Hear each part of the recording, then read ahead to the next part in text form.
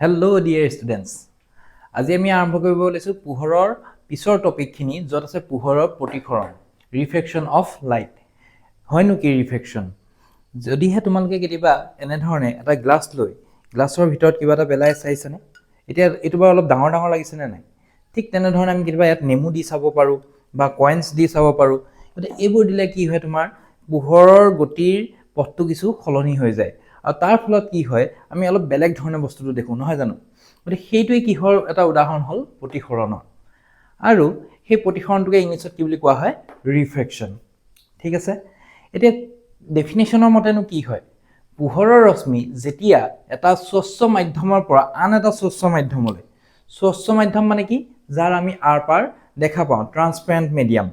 গতিকে সেই তেনেকুৱা এটা স্বচ্ছ মাধ্যমৰ পৰা আন এটা স্বচ্ছ মাধ্যমলৈ আহিছে। আচ্ছা, স্বচ্ছ মাধ্যমৰ উদাহৰণ আৰু কি হ'ব পাৰে বাৰু? ট্ৰান্সপেৰেণ্ট বুলি ক'লোঁ, আৰ পৰা আমি দেখা পাওঁ, তেতিয়াহ'লে প্লাষ্টিক হ'ব পাৰে নে নোৱাৰে, যাৰ আৰ পৰা আমি দেখা পাই আছোঁ? বা ঠিক তেনেধৰণে তোমাৰ চিচাৰৰ গ্লাছ হ'ব পাৰে, যিটো মই এতিয়া দেখালোঁ। আৰু এটা যিটো আমাৰ নেচাৰেল এক্সাম্পল হয়, সেইটো হৈছে কি? বায়ু। বায়ু এটা কি হয় তোমাৰ? স্বচ্ছ মাধ্যম। গতিকে এইটো যদি তোমালোকে মন কৰা, এই চিত্ৰটো, তেতিয়াহ'লে ইয়াত তোমালোকে যদিহে এক্সপেৰিমেণ্ট কৰি চাইছা, এইটো এটা ধৰি লোৱা আয়তাকাৰ গ্লাছ স্লেব। এনেধৰণৰ এটা গ্লাছ স্লেব থাকে, আৰু এইটো আমি প্ৰেক্টিকেল কৰিও চাম। গতিকে এই যে গ্লাছ স্লেবটো থাকিল, তাৰ ওপৰখিনি কি হৈ আছে বাৰু? ইয়াৰ ওপৰখিনি কি আছে? বায়ু।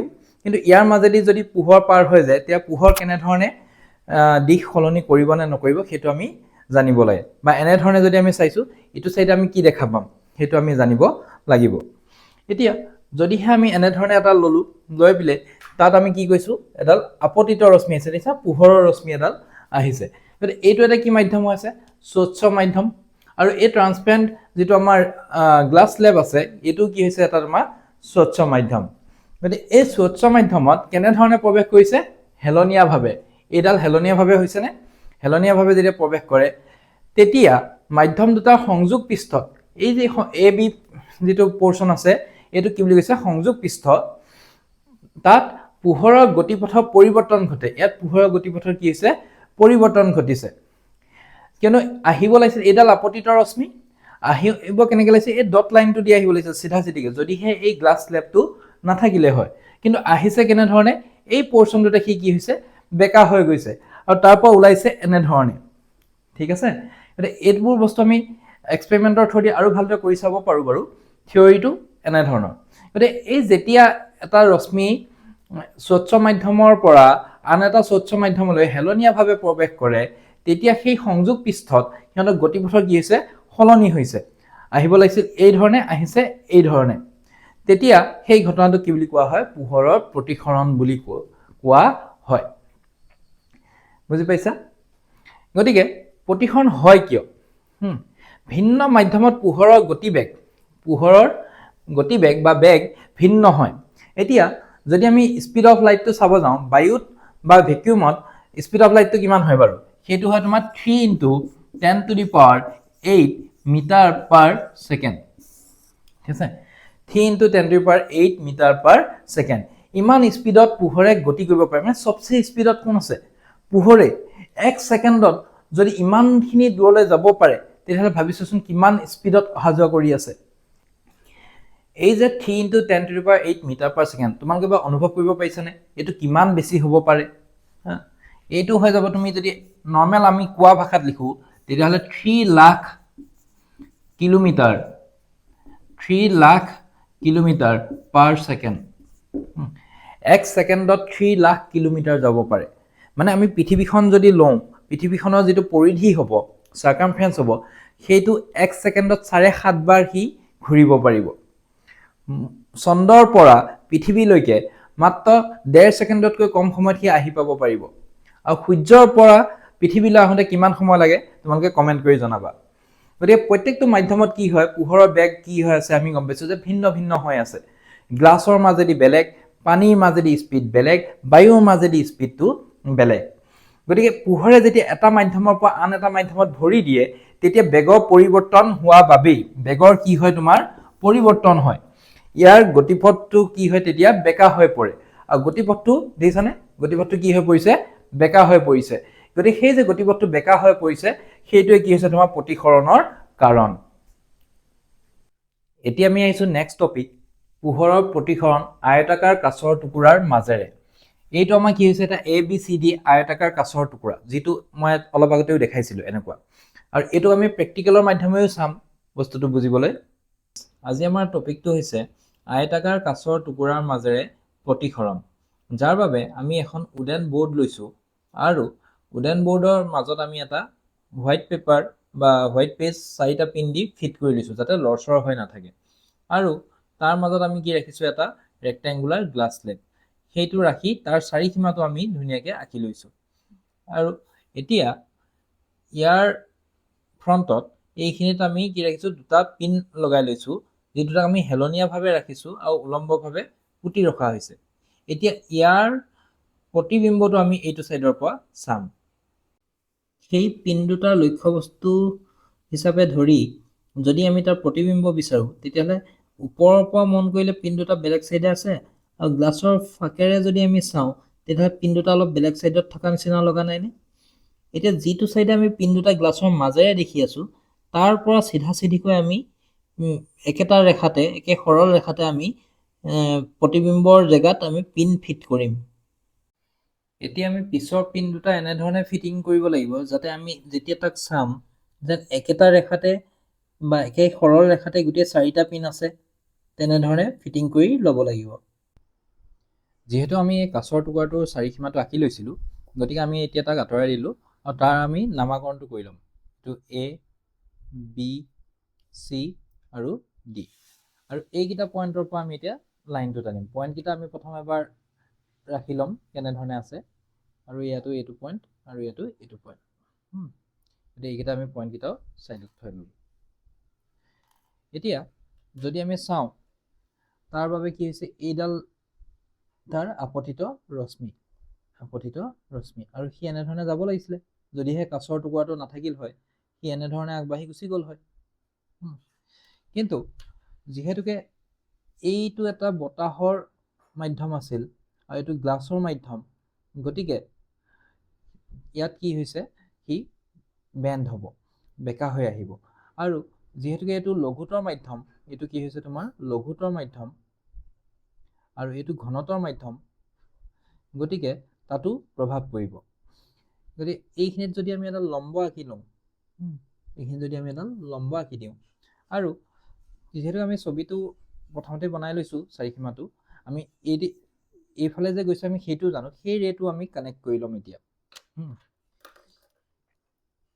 এইডাল ৰেডাল ঠিক আছে এই ৰেটো আমি কালেক্ট কৰি ল'লো এইডাল হৈছে তোমাৰ নিৰ্গত ৰশ্মি কি ৰশ্মি নিৰ্গত ৰশ্মি গতিকে এই পইণ্টটোতো আমি এটা কি কৰিব পাৰিম লম্ব এডাল আঁকি ল'ব পাৰিম আৰু এই দুটা যদি আমি মিলাই দিওঁ তেতিয়াহ'লে আমি দেখিম যে এনেধৰণে সি বেকা হৈ আহিল এইটো এই পইণ্টটো যদি ধৰি লওঁ আমি ই ধৰি লওঁ এই পইণ্টটো যদি আমি এফ ধৰি লওঁ এই পইণ্টটো যদি আমি অ' ধৰি লওঁ এই পইণ্টটো যদি আমি অ' ডেছ ধৰি লওঁ এই পইণ্টটো আমি জি আৰু এই পইণ্টটো আমি এইচ ধৰি ল'লোঁ এইডাল লম্ব এম আৰু এম ডেছ এইডাল এন আৰু এন ডেছ হৈ গ'ল গতিকে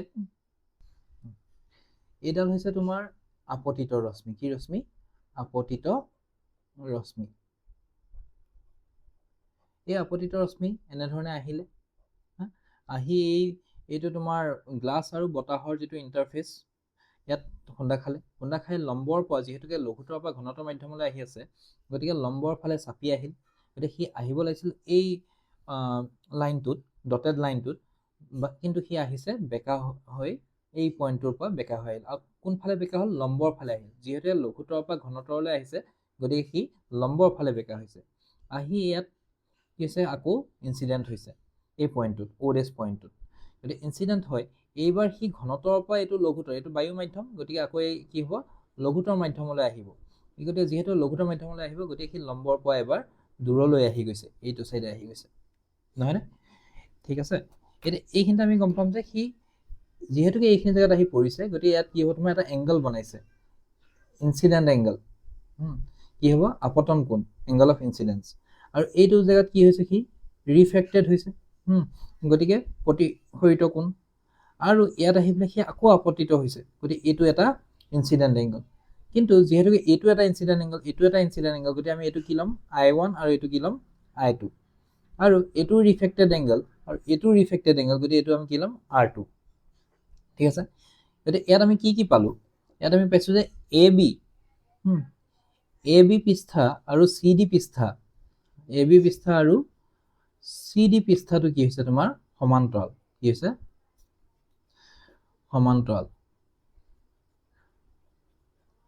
এই দুটা আমি পালো ইয়াত যদি আমি চাব যাওঁ এই R1 এংগল আৰু I2 এংগল এই দুইটা কি হ'ব সমান কেনে ধৰণে যদি তোমালোকে এনেকে মেথছত পাইছা এই দুটা এংগল সমান হয় না নহয় এই ছবিটোকে যদি এনেকে সিধা কৰি দিয়া এই দুটা এংগল কি আছে সমান আৰু এই যেটো I1 এংগল আপতিত কোণ আৰু এই যেটো এংগল ইমাৰ্জেন্ট এংগল R2 গতি এই I1 হেতু কিহৰ সৈতে সমান হ'ব এই R2 সৈতে সমান হ'ব আৰু হেহে এই দুটা কোণ সমান আৰু বিপৰীত হোৱাৰ কাৰণে এই যেটো তোমাৰ আপতিত ৰশ্মি আৰু এডাল যে নিৰ্গত ৰশ্মি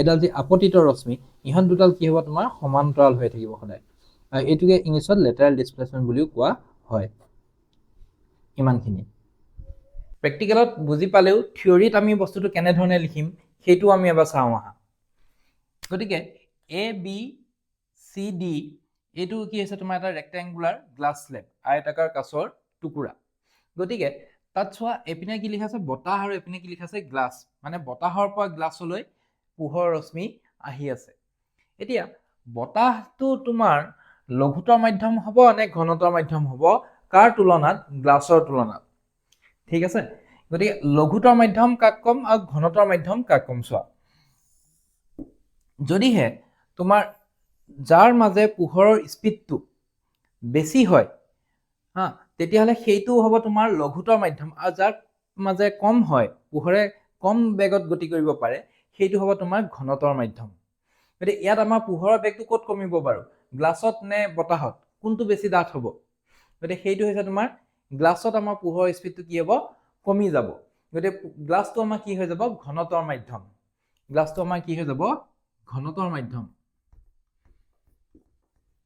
ঘনতৰ আৰু বতাহটো আমাৰ কি হৈ যাব লঘুতৰ মাধ্যম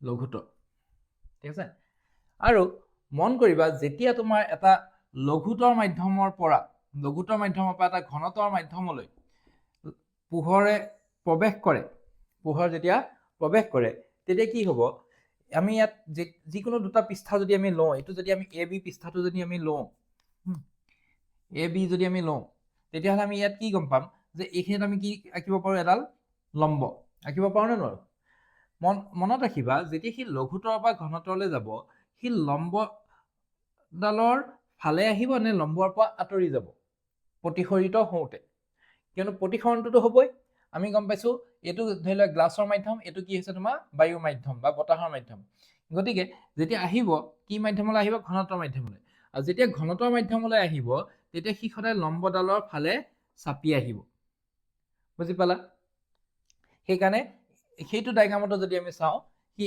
লম্বডালৰ ফালে চাপি আহিছিল যাব লাগিছিলে এইটো সাইডে কিন্তু লম্বডালৰ ফালে চাপি আহিছে আৰু যদিহে ঘনতৰ মাধ্যমৰ পৰা লঘুতৰ মাধ্যমলৈ যায় ঘনতৰ মাধ্যমৰ পৰা এইটো আমাৰ কি আছে গ্লাছ এটা ঘনতৰ মাধ্যম এইখিনি কি হৈ গ'ল বায়ু হলে আকৌ কি হৈ যাব লঘুতৰ মাধ্যম এটা ঘনতৰ মাধ্যমৰ পৰা যদি লঘুতৰ মাধ্যমলৈ যায় ইয়াত আমি আকৌ এডাল কি আঁকিম লম্ব দেখি লম্বডালৰ পৰা দেখিম যে অলপ আঁতৰ হৈ গৈছে বুজি পাইছানে লম্বডালৰ পৰা কি হৈছে অলপ আঁতৰ হৈ গৈছে আৰু সি যাব লাগিছে কেনেকে এনে ধৰণে সিধাকে নহয় নে ইয়াত আমি দেখিছো নে যাব লাগিছে সিধাকে ইয়াতো কি আছে যেতিয়া সি ঘনতৰ মাধ্যমৰ পৰা ইয়াত লঘুতৰ মাধ্যমলৈ গৈ আছে তেতিয়া সি লম্বৰ পৰা আঁতৰি গৈছে কিন্তু লঘুতৰ পৰা যেতিয়া ঘনতৰলৈ আহি আছিল সি লম্বৰ ফালে চাপি আহিছে গতিকে এই বস্তুটো তোমালোকে নোট কৰি ল'বা বুজি পাই আছা নহয় আমি লঘুতৰ কনসেপ্ট বুজি পালো ঘনতৰ কনসেপ্ট বুজি পালো ঠিক আছে নেক্সট এই ডায়াগ্ৰামটোত আমি পাইছো কি চোৱা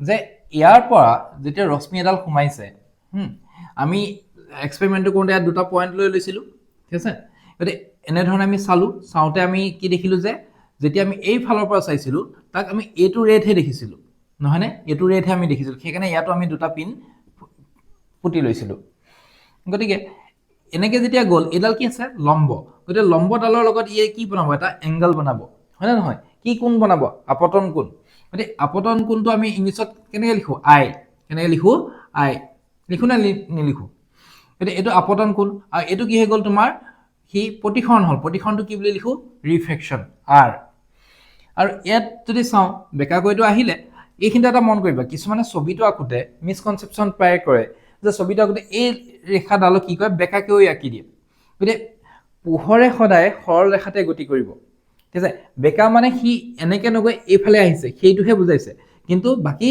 লাইনডাল আঁকোতে আমি সদায় কেনেকৈ আঁকিম চিধাকৈ আঁকিম দেই সেইটো ভুল নকৰিবা গতিকে আমি এংগল অফ ইনচিডেন্স গম পালোঁ এংগল অফ ৰিফ্ৰেকশ্যন গম পালোঁ এতিয়া কোনটো মাধ্যমৰ পৰা ক'লৈ আহিছিলে বতাহৰ পৰা গ্লাছলৈ আহিছিল এতিয়া সি গ্লাছৰ পৰা ওলাই যাব লওঁতে এইখিনি এইডাল ৰেখা এইখিনিত কি হৈ যাব ইনচিডেণ্টে হৈছে নে নাই গতিকে এইডাল ৰেখা এইখিনিত গৈ পেলাই কি হৈছে ইনচিডেণ্ট হৈছে গতিকে এইটো কি হ'ব এংগল অফ ইনচিডেন্স গতিকে এইটো যদি এংগল অফ ইনচিডেন্স এইটো যদি এংগল অফ ইনচিডেন্স সেইকাৰণে এইটোৰ নাম কি দিম I1 আৰু এইটোৰ নাম কি দিছোঁ I2 হয়নে আৰু ইয়াতো কি হৈছে ৰিফ্ৰেকশ্যন হৈছে না প্ৰতিসৰণ হৈছে নাই গতিকে এই এংগলটো তোমাৰ কি হৈ যাব ৰিফ্ৰেকশ্যন ক্লিয়াৰ চোৱা আকৌ মন কৰিবা আপতিত হৈছে গতিকে আপতন হৈছে এংগল অফ ইনচিডেন্স ইয়াত কি হৈছে ৰিফ্ৰেকশ্যন হৈছে গতিকে এংগল অফ ৰিফ্ৰেকশ্যন ইয়াতো কি হৈছে আপতন হৈছে গতিকে এংগল অফ ইনচিডেন্স সেইকাৰণে এইটো I1 দি দিলোঁ এইটো কি দিলোঁ I2 আৰু ইয়াতো যিহেতু ৰিফ্ৰেকশ্যন হৈছে এইটো আমি কি দি দিম R1 আৰু এইটো কি দি দিম R2 বুজি পালা এতিয়া যদি আমি ইয়াত মন কৰোঁ এই দুটা এংগল কি হ'ব ইহঁত দুটা এই R1 আৰু I2 এই দুটা কি হ'ব সমান হ'ব নে নহ'ব বাৰু কেনেকৈ চোৱা যেতিয়া আমি এনেকৈ যদি আঁকো এই দুটা এংগল সদায় সমান হয় নে নহয় সেই বস্তুটোকে তুমি এনেকৈ ঘূৰাই দিয়া ঠিক আছে তেতিয়া তোমাৰ কি হ'ব এইটো এংগল আৰু এইটো এংগল কি হ'ব সমান হ'ব নহয়নে সেইকাৰণে আমি কি পাইছিলোঁ যে ইয়াত তোমাৰ R1 is equals to I2 angle R1 টো কি হৈছে I2 ৰ সমান হৈছে আৰু ইয়াত আমি কি পাইছোঁ কি পাইছোঁ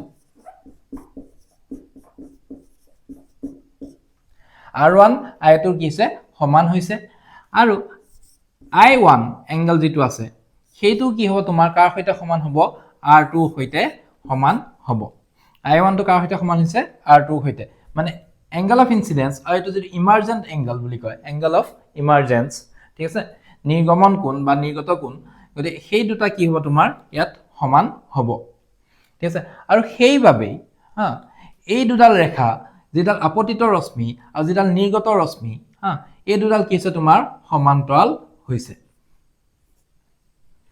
বুজি পাইছানে গতিকে ইয়াত আমাৰ আৰু কি দিয়া আছে AB আৰু CD AB আৰু কি CD সমান্তৰাল পৃষ্ঠ হয়নে নহয় সমান্তৰাল পৃষ্ঠ সমান্তৰাল সাৰফেস আৰু সেইয়ে তোমাৰ যেটো আপতিত ৰশ্মি আৰু নিৰ্গত ৰশ্মি ইহত দুটা কি হৈছে আপতিত ৰশ্মি আৰু নিৰ্গত ৰশ্মি কি হ'ব সমান্তৰাল বুলি আমি পাইছো ৰশ্মিও কি হ'ব সমান্তৰাল কিহৰ বাবে সমান্তৰাল কিয়নো এই দুটা পৃষ্ঠত যি বেকা হৈছে বেকা হোৱা পৰিমাণটো কি হৈছে সমান আৰু বিপৰীত হৈছে গতিকে এই I1 আৰু তোমাৰ R2 কি হৈছে এই দুটা কি হৈছে সমান হৈছে আৰু সেয়েহে তোমাৰ আপতিত ৰশ্মি আৰু নিৰ্গত ৰশ্মি সমান্তৰালভাৱে সিহঁতে ওলাই গৈছে এইটো প্ৰশ্ন আহে যে আপতিত ৰশ্মি আৰু নিৰ্গত ৰশ্মি কিয় সমান্তৰালভাৱে যায় বুজি পালা এতিয়া আমি আৰম্ভ কৰিব ওলাইছো পোহৰৰ প্ৰতিসৰণৰ নিয়মসমূহ কি চোৱা এইডাল কি ৰশ্মি আপতিত ৰশ্মি এইডাল কি আঁকিছো লম্ব এইডাল কি প্ৰতিসৰিত ৰশ্মি মানে ইয়াৰ পৰা আমি কি বুজি পাইছো যে এইটো এটা বেলেগ মিডিয়াম আৰু এইখিনি ওপৰখিনি এটা বেলেগ মিডিয়াম গতিকে যদি আমি ধৰি লওঁ ওপৰখিনি ধৰি লওঁ বায়ু বা বতাহ আৰু এইটো যদি ধৰি লওঁ তোমাৰ গ্লাছ গতিকে দুইটা কি আছে তোমাৰ বেলেগ বেলেগ মিডিয়াম হৈ আছে এতিয়া তাত আমি কি পাইছো গতি আপতিত ৰশ্মি পালো লম্ব এডাল আমি লৈ ললো আৰু এডাল প্ৰতিফলিত ৰশ্মি আমি পাইছোঁ। গতিকে এই তিনিডাল কি হ'ব একেখন সমতলতে থাকিব। কিহত থাকিব একেখন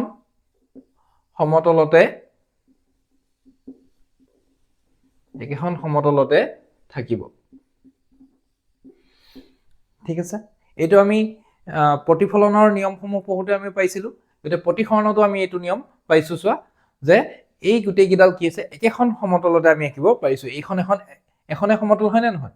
গতিকে একেখন সমতলতে থাকিব। হৈ গ'ল। আৰু দ্বিতীয় নিয়মটো হৈছে যে ইয়াত আমি এটা ভেলু কি লিখিছোঁ যে sin i বা sin r সমান কি হয় ধ্ৰুৱক। ধ্ৰুৱক মানে কি কনষ্টেণ্ট। এই sin i বা r টো কি হয়? I টো হৈছে এংগল অফ ইনচিডেন্স। গতিকে এইটো হৈছে এংগল অফ ইনচিডেন্স। ঠিক আছে, আপতিত কোণ। আৰু এইটো কি হয় তোমাৰ? এইটো হৈ গ'ল তোমাৰ ৰিফ্ৰেক্টেড কোণ, হয় নে নহয়? গতিকে এইটো যদি মোৰ আপতিত কোণ হয়, এইটো ৰিফ্ৰেক্টেড কোণ হয়, ইহঁত দুটাৰ যিটো মান হ'ব সেইটো কি হ'ব তোমাৰ কনষ্টেণ্ট হ'ব, ধ্ৰুৱক হ'ব। কাৰ কাৰণে? যিটো মাধ্যম দিয়া আছে সেইটো মাধ্যমৰ কাৰণে। ঠিক আছে, বা যি ৰঙৰ পোহৰ দিয়া আছে সেই ৰঙৰ পোহৰৰ বাবে এই দুটা মান কি হ'ব তোমাৰ কনষ্টেণ্ট হ'ব। গতিকে এইটো যদি এটা আমাৰ মাধ্যম হয়, ইয়াত কি হৈছে এইটো এংগল আই, ইয়াতো এইটো কি হ'ব এংগল আই, এইটো আৰ, এইটো কি হ'ব আই, এইটো আৰ। ভালদৰে যদি মন কৰা এইটো কি হৈছে এংগল অফ ইনচিডেন্সটো এইটোতকৈ অলপ ডাঙৰ। গতিকে ইয়াত আমি এইটো কমাই আনিছোঁ, এইটোও কমাই আনিছোঁ। ঠিক তেনেধৰণে ইয়াত যদি আমাৰ এংগল অফ ৰিফ্ৰেকশ্যন যিটো আছে, যিটো তোমাৰ প্ৰতিসৰণৰ যিটো আমি কোণ পাইছোঁ, সেই কোণটো ইয়াতো কি হ'ব তোমাৰ ইয়াত যেনেকৈ এংগল অফ ইনচিডেন্সটো কমি গ'ল, ইয়াত ৰিফ্ৰেক্টেড যিটো এংগল সেইটো কি হৈছে তোমাৰ কমি গৈছে, আৰু ইয়াত তাতকৈ কমি গৈছে। কিন্তু যদি আমি এইকেইটাৰ মানকেইটা চাওঁ, sin i by sin r লওঁ, ইয়াৰো sin i by sin r লওঁ, ইয়াতো sin i by sin r লওঁ, তেতিয়াহ'লে তাৰ মানটো আমি কি পাম? কনষ্টেণ্ট পাম। এইটো স্নেলছ ল' বুলিও কোৱা হয়। কি বুলি কোৱা হয়? স্নেলছ ল'। তোমালোকৰ কিতাপত এইটো মেনশ্যন নাই বৰ্তমান, কিন্তু এইটো ক্লাছ 12ৰ চিলেবাছত এইটো থাকে। গতিকে sin i বা sin r কি হ'ব তোমাৰ ধ্ৰুৱক। যদি আমি এংগল কেইটা লওঁ, ইয়াত যেনেকৈ এংগল অফ ইনচিডেন্সটো যদি কমি আহিছে বা এফালৰ পৰা যদি চাওঁ যদি বাঢ়ি গৈছে, তেতিয়াহ'লে এংগল অফ ৰিফ্ৰেকশ্যনটো কি হ'ব তোমাৰ বাঢ়ি বাঢ়ি যাব। বুজি পালা? চিম্পল। এই যে আমি sin i by sin r পালোঁ, যিটোৰ মানটো এটা কি হ'ব এটা ধ্ৰুৱক হ'ব, মানে কি কনষ্টেণ্ট হ'ব, যিটো সলনি নহয়। ঠিক আছে, এই ধ্ৰুৱক মানটোক আমি কি ক'ম? প্ৰথম মাধ্যমৰ সাপেক্ষে দ্বিতীয় মাধ্যমৰ প্ৰতিসৰণাংক বুলি কোৱা হয়। এতিয়া প্ৰথম মাধ্যম এটা ল'ম, দ্বিতীয় মাধ্যম এটা ল'ম। যেনে ধৰা আমি বায়ু আৰু কাছৰ লৈ আছিলোঁ। গতিকে ধৰি লোৱা যদিহে এইটো বায়ুৰ পৰা আহিছে, এনেধৰণে বায়ুৰ পৰা আহিছে, আহি এডাল লম্ব আৰু ইয়াত এনেধৰণে সোমাই আহিছে, গতিকে প্ৰথম মাধ্যমটো কি হৈ গ'ল? বায়ু। দ্বিতীয় মাধ্যমটো কি হৈ গৈছে? কাছ। গতিকে প্ৰথম মাধ্যমৰ সাপেক্ষে দ্বিতীয় মাধ্যমৰ আমি ইয়াক কি বুলি ক'ম? প্ৰতিসৰণাংক। গতিকে আৰু ইয়াক লিখা যায় ধৰি লোৱা এনেকৈ n নম্বৰটো দি পেলাই। গতিকে n ধৰি লোৱা 2 1 আছে, তাৰমানে কি 1 নং মাধ্যমত যি মোৰ পোহৰৰ দুটি হ'ব, 1 নং মাধ্যমত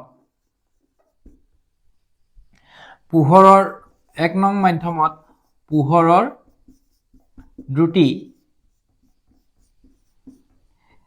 তাক হৰণ কৰিম 2 নং মাধ্যমত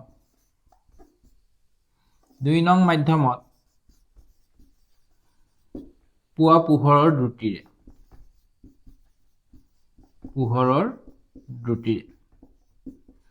বা শৰ্টত যদি আমি লিখিব যাওঁ, velocity in medium 1 by velocity in medium 2, v1 by v2। গতিকে সেইটো আমি কেনেকৈ লিখিম? চোৱা, এইপিনে সোঁহাতে 1 আছে, ওপৰত 1 লিখি দিবা। 1 নং মাধ্যমত পোহৰৰ দ্ৰুতি। যদিহে এইটো এনেকৈ হৈ যায় n12, তেতিয়াহ'লে আমি কি লিখিম? v2 বাই v1, মানে 2 নং মাধ্যমত পোহৰৰ দ্ৰুতি ডিভাইডেড বাই 1 নং মাধ্যমত পোহৰৰ দ্ৰুতি। এইটো হৈ যাব, এই দুইটা কি হৈ যাব? উল্টা হৈ যাব ইয়াৰ ক্ষেত্ৰত। গতিকে এইটোকে আমি কি বুলি ক'ম? এই পইণ্টটোক আমি কি বুলি ক'ম? প্ৰতিসৰণাংক। এইটো কি বুলি কোৱা হয়? প্ৰতিসৰণাংক। বুজি পালা? ই প্ৰত্যেকটো মাধ্যমৰ কাৰণে কি হ'ব তোমাৰ? ফিক্স হ'ব। ঠিক আছে, এতিয়া আমি প্ৰতিসৰণাংক গম পালোঁ, যাক ৰিফ্ৰেক্টিভ ইণ্ডেক্স বুলি কোৱা হয়। আৰু এতিয়া আমি আহিছোঁ পৰম প্ৰতিসৰণাংকলৈ, যাক এবছলিউট ৰিফ্ৰেক্টিভ ইণ্ডেক্স বুলি কোৱা হয়। কিনো হয় পৰম প্ৰতিসৰণাংক? যেতিয়া এই যে আমি মিডিয়ামটো ল'লোঁ, 1 নং মাধ্যমত পোহৰৰ দ্ৰুতি ডিভাইডেড বাই 2 নং মাধ্যমত পোহৰৰ দ্ৰুতি। গতিকে 1 নং মাধ্যমটো যদি কেনেবাকৈ বায়ু বা শূন্য হয়, ঠিক আছে, ভেকিউম হয় বা বায়ু হয় এয়াৰ হয় তেতিয়াহ'লে আমি তাৰ যিটো পোহৰৰ দুটি যি অনুপাত উলিয়াম সেইটোকে আমি ক'ম এবছলিউট ৰিফ্ৰেক্টিভ ইনডেক্স মানে ওপৰত যদি বায়ু বা শূন্যত থকা পোহৰৰ দুটি লোৱা হয় আনফালে যদি মাধ্যমত থকা পোহৰৰ দুটিটো লোৱা হয় যিকোনো মাধ্যম হ'ব পাৰে পানী হ'ব পাৰে কেৰাচিন হ'ব পাৰে হীৰা হ'ব পাৰে কাঁচ হ'ব পাৰে যিকোনো হ'ব পাৰে তেনেধৰণে যদি আমি উলিয়াও সেইটোকে কি বুলি কোৱা হ'ব পৰম প্ৰতিসৰণাংক বুলি কোৱা হ'ব ঠিক আছে গতিকে এতিয়া ইয়াত যদি আমি চাওঁ বায়ুত যিটো স্পীড হয় সেইটো আমি কি বুলি লিখো c মাধ্যমত যিটো স্পীড হয় সেইটো ধৰি লও আমি ললো v গতিকে কি হ'ব তোমাৰ nm মানে মাধ্যমত যিটো প্ৰতিসৰণাংক মিডিয়ামত যিটো প্ৰতিসৰণাংক তাৰ আমি এইটো সূত্ৰ লিখিব পাৰো ইয়াত যদি তোমাকে মন কৰা যে বায়ুত যিটো প্ৰতিসৰণাংক হ'ব সেইটো হ'ব 1.003 পানীত হ'ব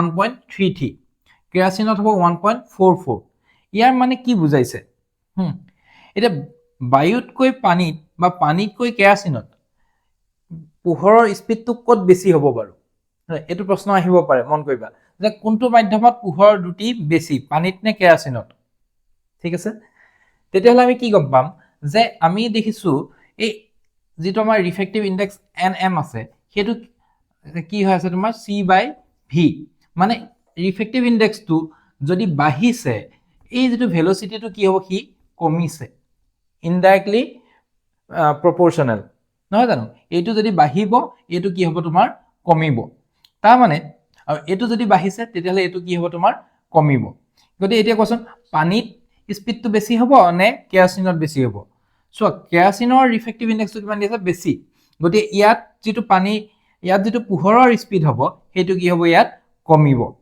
গতিকে ৰিফ্ৰেক্টিভ ইনডেক্স যদি বাঢ়ি গৈছে তললৈ যদি বাঢ়ি গৈছে হা ৰিফ্ৰেক্টিভ ইনডেক্সটো তলৰ ফাললৈ কি হৈ গৈছে বাঢ়ি গৈ আছে তাৰ মানে ইয়াত কি হ'ব তোমাৰ পোহৰৰ স্পীডটো তললৈ কি হৈ যাব তোমাৰ কমি গৈ থাকিব বুজি পালা মানে এইবোৰ মিডিয়ামত পোহৰৰ স্পীডটো কি হ'ব তোমাৰ আগৰ মিডিয়ামটোতকৈ কমি যাব বুজি পালা পোহৰৰ স্পীডটো কি হ'ব বাঢ়ি যাব যেহেতু ৰিফ্ৰেক্টিভ ইনডেক্সটো তোমাৰ বাঢ়ি গৈছে ঠিক আছে আৰু এটা প্ৰশ্ন সুধিব পাৰে যে যেনেকৈ হীৰাৰ ৰিফ্ৰেক্টিভ ইনডেক্স 2.42 তাৰ মানেনো কি বা পানীত ৰিফ্ৰেক্টিভ ইনডেক্স 1.33 বা পৰম প্ৰতিসৰণাংক 1.33 তাৰ মানেনো কি ঠিক আছে গতিকে ইয়াৰ মানে এইটোৱে যে বায়ু বা শূন্যত পোহৰৰ দুটি আৰু মাধ্যমত পোহৰৰ দুটি যেটো অনুপাত সেইটো কিমান হৈছে ইয়াত 1.33 মানে বায়ুত পোহৰৰ দুটি আৰু পানীত পোহৰৰ দুটি অনুপাতটো কিমান 1.33 হ'ব ঠিক আছে তেনে হীৰাত পোহৰৰ দুটি আৰু বায়ুত পোহৰৰ দুটিৰ যেটো অনুপাত আছে সেইটো কিমান হ'ব তোমাৰ 2.42 বুজি পালা এটো আমি এনেকেও ল'ব পাৰো যে ৰিফ্ৰেক্টিভ ইনডেক্স যেহেতু আমি এটো nm এটো আমি কিহত ধৰিছো ডায়মণ্ডত গতে হীৰাটো কি হয় ডায়মণ্ড d গতে ইয়াৰ ভ্যালুটো আমি c by velocity in diamond লিখিব পাৰো ন গতিকে যেটো আমাৰ c হ'ব এটো আমাৰ দিয়া আছে কিমান 2.42 কিমান হৈছে c বাই v d গতি আমি এটো আমি কেনে লিখিব পাৰো যে vd ভেলোচিটি ইন ডায়মণ্ড পোহৰৰ দুটি ডায়মণ্ডৰ ভিতৰত কিমান হ'ব 1/2.42 times of speed of light in air or vacuum গতি এয়াৰ বা ভেকামত পোহৰ যেটো স্পীড তাৰ হেতু 2.42 টাইমছ কি হ'ব কমি যাব হয় না নহয় গতিকে ডায়মণ্ডত যেটো পোহৰৰ স্পীড হ'ব হেতু লাইটৰ স্পীড যেটো থাকিব তোমাৰ বায়ুত তাতকৈ কি হ'ব 2.42 টাইমছ বা আঢ়ৈ গুণ ৰাউন্ড ফিগাৰ ধৰিব গলে কিমান আঢ়ৈ গুণ কি হ'ব কমি যাব বুজি পাইছা ইমানখিনি গতিকে হেতুকে তোমাৰ কি বুলি কোৱা হয় পৰম প্ৰতিসৰণাংক এই যে প্ৰতিসৰণাংক আমাৰ বাঢ়ি গৈ আছে আমি কি গম পাইছো যে ভেলোচিটিটো হিমানে কমি গৈ আছে এই মাধ্যমবোৰৰ ভিতৰত হয়নে কিন্তু এই যে প্ৰতিসৰণাংকবোৰ বাঢ়ি গৈ আছে তাৰ লগত আৰু এটা বস্তু ৰিলেটেড হৈছে হেতু হৈছে আলোকিক ঘনত্ব প্ৰতিসৰণাংক যিমানে বাঢ়িব আলোকিক ঘনত্বও তোমাৰ সিমানেই বাঢ়িব ঠিক আছে এতিয়া আলোকিক ঘনত্বনো কি হয় মাধ্যম এটা পোহৰ প্ৰতিসৰণ কৰিব পৰা সামৰ্থ্য পোহৰটো কিমান প্ৰতিসৰণ কৰিব পাৰিছে সেইটোকে আমি কি গম পাম আলোকিক ঘনত্বৰে আমি বুজি পাম চোৱা এতিয়া আমি পানীত কিমান পাইছিলোঁ 1.33 প্ৰতিসৰণাংক আৰু হীৰাত কিমান আছিলে 2.42 মানে আলোকিক ঘনত্ব কাৰ বেছি 2.42 ইয়াত যেহেতুকে 1.33তকৈ বেছি গতিকে হীৰাৰ আলোকিক ঘনত্বটো কি হ'ব বেছি হ'ব তাৰ মানে পোহৰ যেতিয়া আহিব পোহৰ ৰশ্মি পানীত পৰিব এটো বায়ু আৰু এটো পানী বায়ুৰ পৰা যেতিয়া আহি এনে ধৰণে পৰিবহি ঠিক আছে এটাত আমি যদি লম্ব আঁকিলো তেতিয়াহলে ই কি হ'ব ই ধৰি লও এনেকে প্ৰতিফলিত হৈ আহিব আৰু ঠিক তেনে ধৰণে ইয়াতো যেতিয়া এটা ৰশ্মি পৰিব এডাল যদি আমাৰ লম্ব হয় তেতিয়াহলে ই আৰু বেছিকৈ ইয়াক নিজৰ ফালে টানিব উলম্বৰ ফালে আৰু বেছিকৈ টানিব বুজি পালানে আৰু সেইটোৱে নহয় জানো প্ৰতিসৰণ কৰিব পৰা সামৰ্থ্য বুজি পাইছানে গতিকে আলোকিক ঘনত্ব যিমান বেছি হ'ব সিমানে তাৰ প্ৰতিসৰণো কি হ'ব বেছি হ'ব ক্লিয়াৰ এতিয়া যেটো আলোকিক ঘনত্ব হয় সেইটো তোমাৰ আমি যেটো ভৰ ঘনত্ব পাইছিলো সেইটো হয়তো বা একে নেকি এই যে আলোকিক ঘনত্বটো আমি পালো আলোকিক ঘনত্ব তোমাৰ ভৰ ঘনত্ব মানে কি আছিল ভৰ ঘনত্ব মানে কি মাস পাৰ ভলিউম কিমান ভৰ আছে আৰু কিমান আয়তন আছে সেইটো আৰু এই দুটা কি হয় একে হয় জানো নহয় এই দুটা একে নহয় কিহৰ কাৰণে চোৱা ভৰ ঘনত্ব যদি আমি চাব যাওঁ পানী লোৱা এগিলাস পানী আৰু পানীত যদি তুমি কেৰাচিন দুটোপাল দিয়া বা যিকোনো তেল দিয়া তেতিয়া তেল উপঙিব নে নুপঙে গতিকে পানীত কেৰাচিন তেল উপঙিব ধৰিব হয়নে তাৰ মানে কেৰাচিনৰ যেটো ভৰ ঘনত্ব সেইটো পানীতকৈ কি হয় কম হয় কিন্তু ইয়া আলোকিক ঘনত্বটো দেখিছানে আলোকিক ঘনত্ব পানীতকৈ কেৰাচিনৰ কি আছে বেছি আছে গতিকে ডিফাৰেন্সটো বুজি পাইছা আলোকিক ঘনত্ব ভৰ ঘনত্ব দুইটা কি বস্তু বেলেগ বেলেগ ঠিক আছে ইমানখিনিয়ে কনসেপ্ট আছিল আলোকিক ঘনত্ব পৰম প্ৰতিসৰণাংক এতিয়া তোমাকে সেই পেজটো যদি এবাৰ পঢ়িছোৱা তোমালে গোটেইখিনি বস্তু খুব ধুনীয়াকৈ বুজি পাবা কিন্তু আমি যেতিয়া পঢ়ো আমি সেই চেপ্টাৰটো কমপ্লিটলি বুজি পাব লাগে ল'ৰা ছোৱালীয়ে যেতিয়া পঢ়ে সিহঁতে ধুনীয়াকৈ বুজি পাব লাগে গতিকে আমি পঢ়াইছো এনে ধৰণে যাতে তোমালোকে এতিয়া যদি পাঠটো এবাৰ পঢ়িছোৱা গোটেইবোৰ টপিক যিবোৰ নতুন শব্দ আছে খুব ধুনীয়াকৈ তোমালোকে বুজি পাই যাবা তাৰপিছতো যদি কিবা ৰৈ যায় কমেন্ট কৰি জনাবা আজিলৈ ইমানে আকৌ লগ পাম নেক্সট ভিডিঅ'ত জয় অসম জয় হিন্দ